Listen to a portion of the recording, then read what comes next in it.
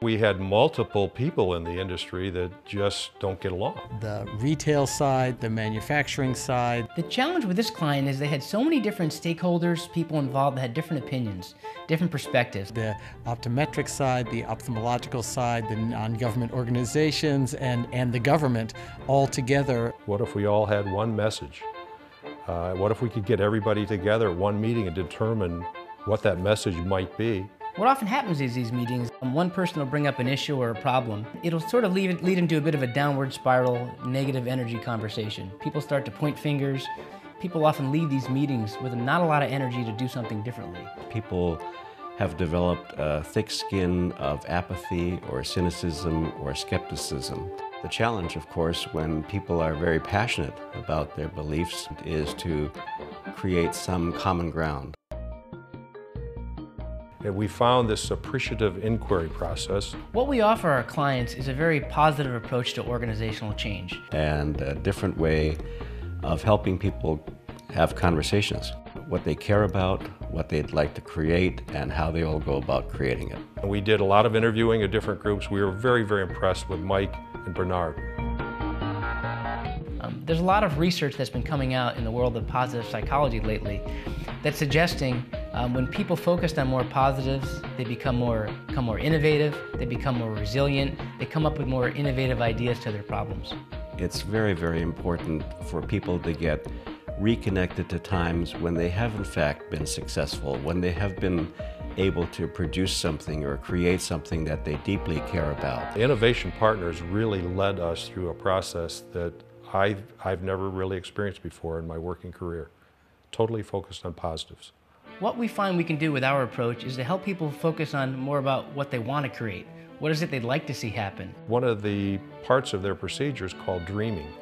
And you really dream what is the very best you could be, or the outcome you would expect. And then you find all the reasons why you can make it work, not why it won't work. If we can imagine the thing that we want to create, that takes us probably at least 2/3 of the way to being able to create it. If you can tap people's passions and energies and interests and what they value, implementations of different change initiatives and improvements are much more sustainable. And if you can get people talking one-on-one and then into a small group and then brought out to the larger community, a number of different ideas will bubble up that could be rolled out effectively. And it's been fascinating to see the different perspectives that we all bring. And that's the way we get things done, by people coming together around what they can agree on. Really nice to see that for me, just because I know that there are so many players that are in the room. What we've seen develop here is a nucleus of a new group.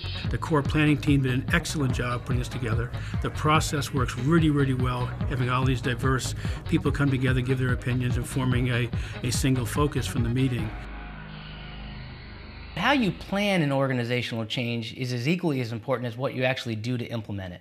The process wasn't just generic. It was about our concerns, our question, and our immediate focus. So they have a chance to tailor and to customize the kinds of interactions, the questions that get asked. And what we find with using appreciative inquiry in the process we use with the Vision Council enables you to engage stakeholders up front and get their input into the planning and design. So when you roll it out, it's embraced and a number of people own the solution. Really, the first day, we hit the ground running. The facilitators knew what the questions were. They knew a lot of the background. They were well prepared to have these breakout sessions focus on the material rather than just having generic discussions and taking up time. We had the leaders of the group come together in a small circle, and they were surrounded by roughly 100 of their compatriots. They talked about the surprise of collaboration.